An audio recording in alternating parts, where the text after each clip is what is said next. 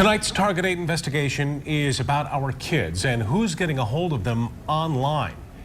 There is a steadily growing new player in the cell phone app world, and law enforcement officials say it's downright dangerous. It's a program called Kik, K-I-K, and officials estimate that nearly half of teens with cell phones are logging on. But it's who else is logging on that has exposed hundreds of kids to nudity, sexual propositions, and child pornography.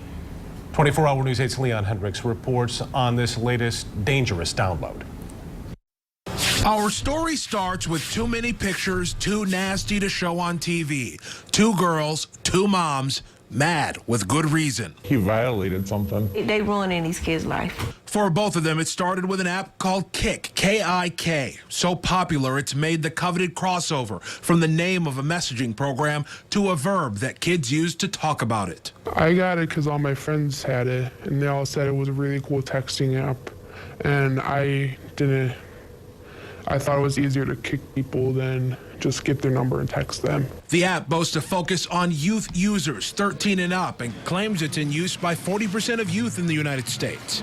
But today, this West Michigan teenager who asked us to shield her identity will never use the app again and will be forever impacted by what happened to her because of it. So I never thought my phone would be that dangerous. She joined Kik like so many others to keep in touch with her peers, and the man she got in touch with on the app claimed to be one of them, said his name was Nick, and he was 16 years old.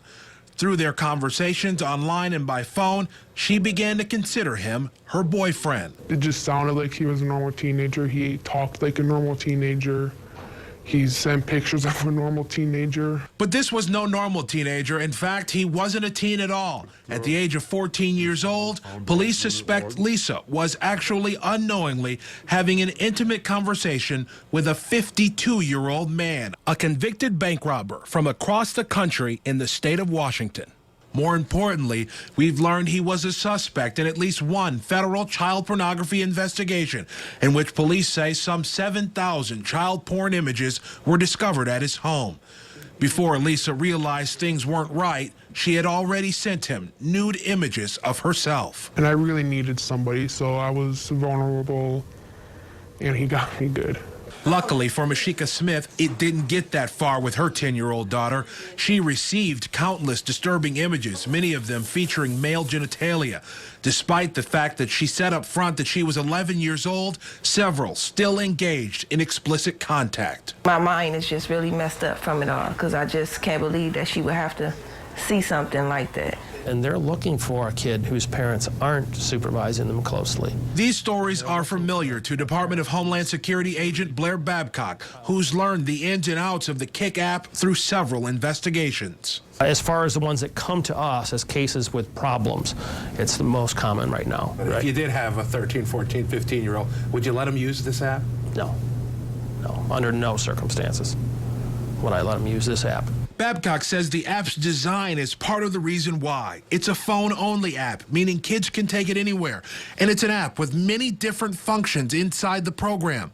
Apps inside of the app, if you will, making it extremely difficult for parents to monitor. If you don't know how it works, you shouldn't let your kids use it. If you're not paying attention to what your kid is doing with those kind of devices, it's not that much different from leaving a loaded gun around the house or a bag of drugs. In her case, she believes her contact with so-called Nick was about to go further. The two were talking about meeting face to face. We were talking about him coming up, going out to eat or something, and we were even planning on going down to Oklahoma because, I really thought he was the guy I wanted. Today, she lives with a constant worry about that man in Washington and what he did with the images she sent to him online. I look up my name a lot of times on Google and just search through as far down as I can, just hoping that my pictures are not on there. It's her hope now that her story helps someone else who might not know just how dangerous that latest download really is. I know people say they talk to just their friends they know on it, but that's what they tell you.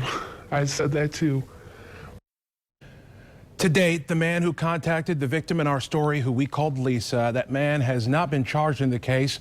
The feds suspect there are thousands of people like him out there, so locking him up won't fix the problem. It has to start in the home with the parents knowing what's happening on their kids' devices and having those all too important conversations with our young people. A lot of times we think about computers as that issue here, but this goes to show you this extends to the cell phone, those tablets, and the other devices our kids are using now. Well, parents have to be vigilant, obviously, but when you're talking about those apps within the app, Exactly. it is very difficult That's to keep tough. up on. Right. Yeah. And a lot of times our kids are more advanced than we are. Yeah. So Right. that's what the feds are saying. You got to stay ahead of the curve. Until then, slow your kids down. It's more for us parents to look out for. That's for sure. Thank you, Leon. Thank you, Leon.